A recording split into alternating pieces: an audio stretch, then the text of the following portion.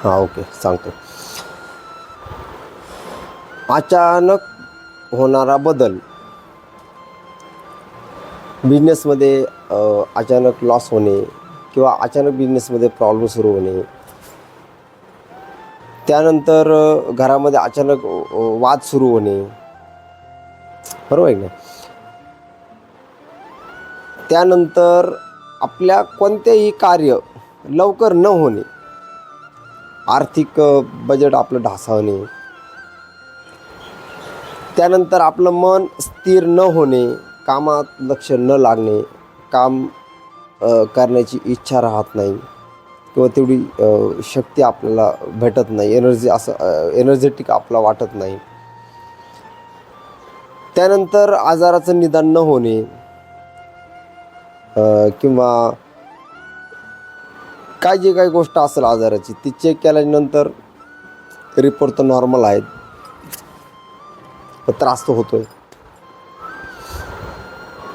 ह्या ज्या गोष्टी असतात ना, तर हे कशामुळे होतं माहिती आहे का? कारणं अनेक आहेत, पण माझा अनुभव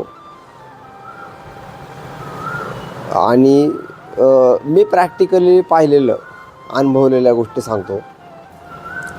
तर ह्या ज्या गोष्टी ज्यावेळेस सापडतात ना, अचानक होणारा बदल, तर आपण बाकीच्या पत्रिका, ग्रह, बाकीच्या गोष्टी आपण चेक करत असतो. त्यामुळे मी तुम्हाला म्हटलं आहे ना, त्याचे प्रकार अनेक असू शकतात, म्हणजे काय एकच गोष्ट नाही त्याला, बरोबर आहे की नाही? कारणं अनेक आहेत त्याला. परंतु नकारात्मक एनर्जीचा प्रभाव वाढणे,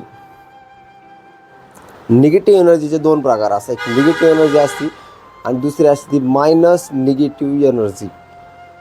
तर ही जी मायनस निगेटिव्ह एनर्जी आहे किंवा निगेटिव्ह एनर्जी आहे, ही आपल्यावरती का वाढली, त्याचा प्रभाव जास्त प्रमाणात का सुरुवात झाली आहे, किंवा ही एनर्जी, निगेटिव्ह एनर्जी आपल्यावरती दुसरा व्यक्ती करू पण शकतो आणि ही ॲटोमॅटिकली होऊ पण शकते.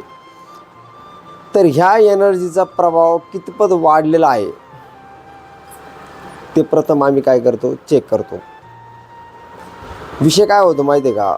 आता आम्ही काय करतो, ही आमच्याकडे जे ऑरा डिवाइस स्कॅनर आहे, नंतर लेचर अँटेना, डाउजिंग, पेंडलूम, ह्या ज्या गोष्टी आहेत ना, याच्यातनं आम्ही काय करतो, सूक्ष्म एनर्जी चेक करत असतो. आता तुम्हाला सांगितलं मी की negative energy plus minus negative energy, परंतु अजूनही कितीतरी सूक्ष्म एनर्जी असतात ब्रह्मांडात. कॉस्मिक एनर्जी आहे.